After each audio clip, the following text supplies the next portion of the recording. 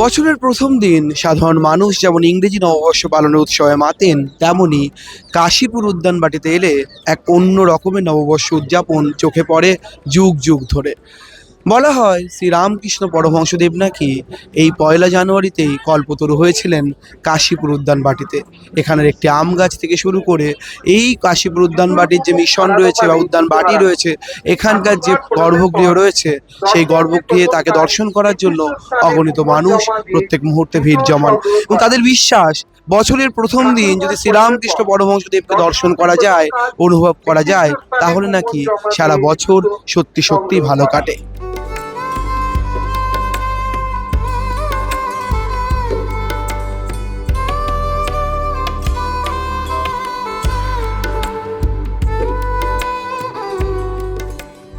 বাবা খুব মহত্ব, আমাদের মনে লাগে বলে ভালো লাগে, তাই আসি, বছর বছর আসি বাবা। হ্যাঁ, 2-3টের সময় আমরা উঠে আমরা খড়দার থেকে আমি আসছি।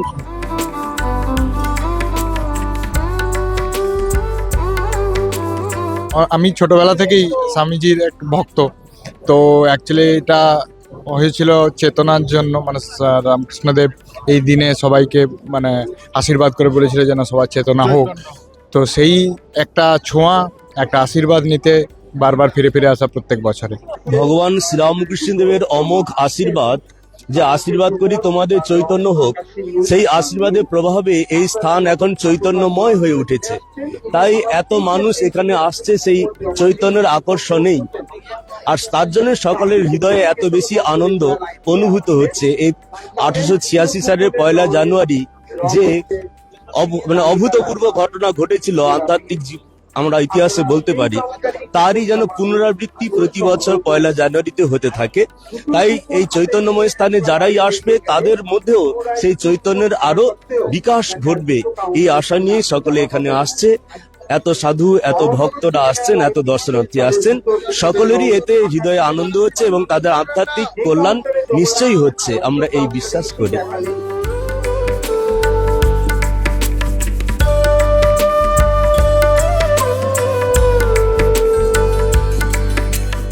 আজকে কল্পতরুর বিশেষ দিন, তো ঠাকুরের কাছে এটাই প্রার্থনা যেন সকলের মঙ্গল হোক, সকলের ইচ্ছা পূরণ হোক। ভগবানের আশীর্বাদ পাওয়ার জন্য, ঠাকুরের আশীর্বাদ পাওয়ার জন্য এসেছি।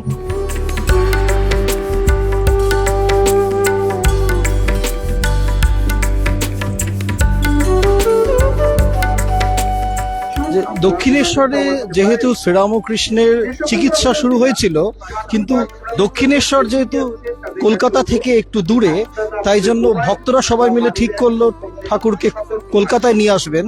তাই এই 14 বিঘা জায়গা কাশীপুর আর উদ্যানবাটি স্থানান্তরিত হলেন শ্রীরামকৃষ্ণ। সবচেয়ে বড় কথা হচ্ছে কাশীপুর উদ্যানবাটিতে আসার 3টে কারণ। শ্রীরামকৃষ্ণ কলকাতার সমস্ত ভক্তদের কাছে ইজিলি অ্যাসেসেবল হলেন। যারা দূরে ছিলেন এবং দক্ষিণেশ্বরে পারতেন না যেতে, শ্রীরামকৃষ্ণের স্পর্শ পেতেন না, তারা কাশীপুর উদ্যানবাটিতে এসে শ্রীরামকৃষ্ণকে পেলেন। দ্বিতীয় কারণ হচ্ছে কাশীপুর উদ্যানবাটিকে কেন্দ্র করে সন্ন্যাসী ভক্তদের একটা সংগঠন শুরু হলো। সেই সংঘ শক্তি পরবর্তী সময়ে রামকৃষ্ণ মঠ ও মিশনের মূল কেন্দ্র হয়ে দাঁড়ালো এই কাশীপুর উদ্যানবাটি। এই কাশীপুর উদ্যানবাটিতেই আমরা জানতে পারবো যে শ্রীরামকৃষ্ণ স্বামী বিবেকানন্দকে নির্বিকল্প সমাধি দিচ্ছেন। এই কাশীপুর উদ্যানবাটিতেই শ্রীরামকৃষ্ণ স্বামীজিকে চাপরাস দিচ্ছেন, তুই ঘুরে বেড়াবি, লোক শিক্ষা দিবি। সবচেয়ে বড় গুরুত্বপূর্ণ কারণ হচ্ছে কাশীপুর উদ্যানবাটিতেই শ্রীরামকৃষ্ণের শরীর যাওয়ার পর আমরা নতুন রূপে শ্রীরামকৃষ্ণকে পাচ্ছি দেখতে। কাশীপুর উদ্যানবাটিতে শ্রীরামকৃষ্ণ দেহ রাখলেন ঠিকই, কিন্তু এইখানেও তিনি মাকে বলে গেলেন, শুধু কি আমারও দায়, তোমারও দায়। কলকাতার লোকগুলো পোকার মতো কিলবিল করছে, তুমি দেখবে না তো কে দেখবে?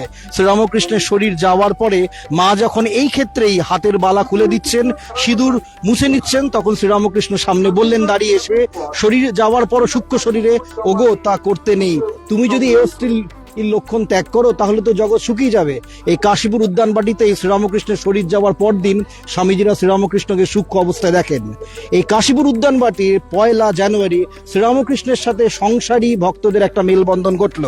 সেদিনকে 1 তারিখ 1886 সাল 1লা জানুয়ারি সমস্ত গৃহভক্তরা 30 জনের বেশি, রামচন্দ্র দত্ত, গিরিশচন্দ্র ঘোষ, অতুলবাবু, রামলাল, অক্ষয় কুমার সেন, উপেন্দ্রনাথ, নানান রকমের আছেন ভক্তরা, তারা এইখানে এসে জড়ো হয়েছিলেন। দুপুর বেলায় 2টোর সময় শ্রীরামকৃষ্ণকে সুস্থ বোধ করলেন, ধুতি পরে, কান ঢাকা টুপি পরে তিনি একটা আলখাল্লা পরে নিচে নেমে এলেন।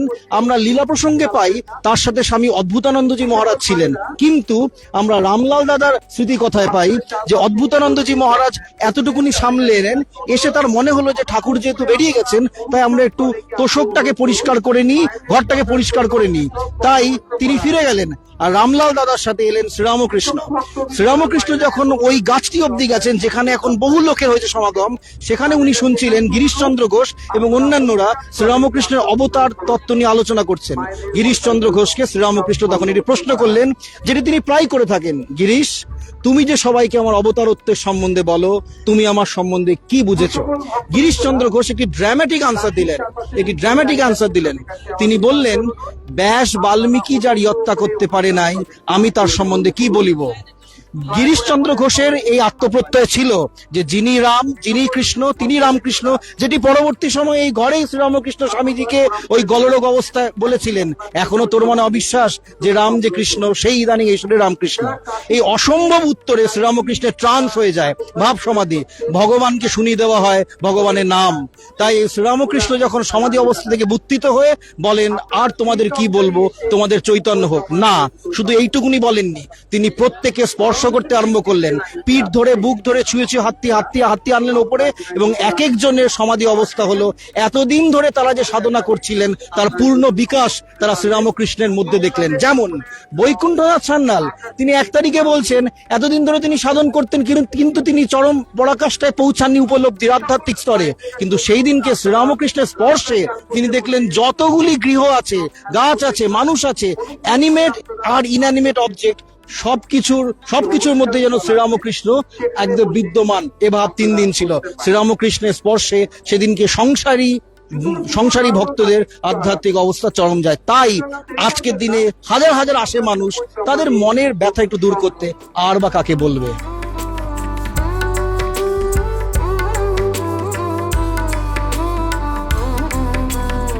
একটা কল্পতরু উৎসবের সময় ঠাকুরের এখানে এসে একটা আলাদাই শান্তি, আর কিছুই না। বছরের প্রথম দিনটা ঠাকুরের দর্শন দিয়ে শুরু করি, এটাই আমাদের মানে ইচ্ছা। প্রত্যেক বছরই আসি, আমরা ছোটবেলা থেকে আসছি আমাদের পিসিদের সাথে, মায়েদের সাথে, এখনো সেটা কন্টিনিউ রেখেছি।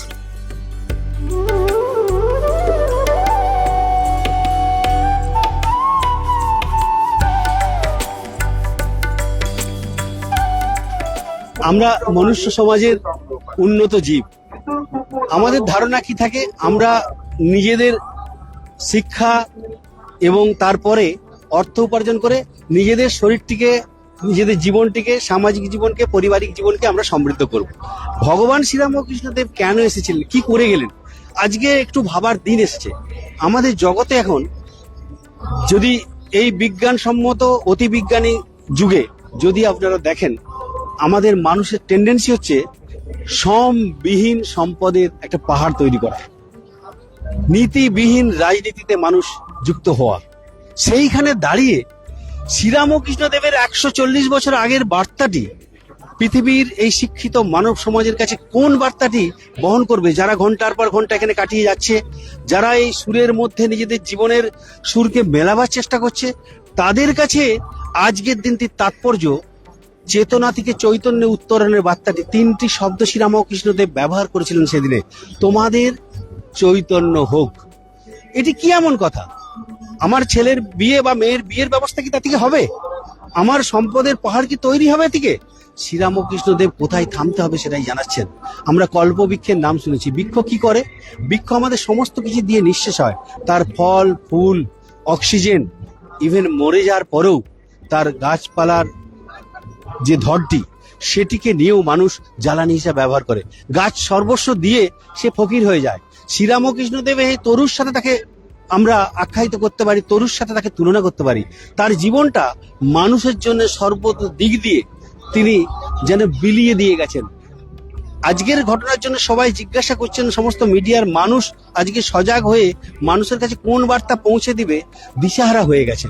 আসলে আজকের দিনের সেই বার্তাটি মানুষের কাছে পৌঁছানো উচিত যে মানুষ কোথায় থামবে। কল্পবৃক্ষের যে ঘটনা পুরাণে রয়েছে, সেখানে একটি ক্লান্ত অবসন্ন মানুষ গাছের তলায় বসে প্রথমে চাইলেন একটু হাওয়া, ক্লান্ত অবসন্নতা দূর হওয়ার জন্য, সেটি হলো। তারপরে চাইলেন একটি বিছানা যদি হয় সেখানে শুয়ে আমি বিশ্রাম করতে পারবো, সেটা নিলেন তিনি। তারপরে সেই বিশ্রামের পরে সে চাইলো যদি কিছু খাবার পাওয়া যায়, ভালো মন্দ খাবারও এসে গেল। মানুষের লোভের শেষ নেই। এই খাবারের পরে তার মনে প্রশ্ন আসলো, যদি একটি মহিলা এসে, সুন্দরী মহিলা আমার পদসেবা করে, সেটাও ঘটলো। কিন্তু সে জানে না সে কল্পবৃক্ষের তলে বসে রয়েছে, সে যা চাইবে সব পেয়ে যাবে। তার মনে হলো হঠাৎ, আমি তো যা চাচ্ছিলাম সব পেয়ে যাচ্ছিলাম, হঠাৎ যদি এই মুহূর্তে একটি বাঘ আসে আমাকে তো খেয়ে ফেলবে, আর বাঘ আসলো তাকে খেয়ে ফেললো। আসলে ব্যাপারটা হচ্ছে আমাদের কোথায় থামতে হবে আমরা সেটা জানি না। ভগবান শ্রীরামকৃষ্ণদের সেই থামার বার্তাটুকু দিতে এসেছিল। আমরা লোভে লোভে এত আক্রোশ, যার 1 কোটি আছে 2 কোটি, যার 2 কোটি আছে 4 কোটি, 4 কোটি যার আছে 10 কোটি, এই মানুষের চিন্তা, এই ভাবনায় মানুষকে এগিয়ে নিয়ে চলে, সমাজ এগিয়ে চলে কি জান না, সমাজের সাথে আর পরিবার এগিয়ে চলেছে জান না, আমি সম্পদের পাহাড় জমাতে পারছি কিনা, এটাই মানুষকে দিশেহারা করে দিচ্ছে। তাই অন্তত শ্রীরামকৃষ্ণ দেবের কাছে যারা আজকে এখানে এসে পৌঁছেছেন, সেই বার্তাটি আপনাদের মতো মিডিয়ার মাধ্যমে প্রচারিত হোক। শ্রীরামকৃষ্ণ দেব আমাদের বিবেকের দরজাটি খুলে দিয়েছেন, বৈরাগ্যের দরজাটি খুলে দিয়েছেন, আমাদের মনুষ্যত্বের দরজাটি খুলে দিয়েছেন। সেটুকুই যেন আমাদের কাছে চিরস্থায়ী হয়। এটি যুগ যুগ ধরে মানুষকে সেই সন্ধানটি যেন দিয়ে গেছেন শ্রীরামকৃষ্ণ।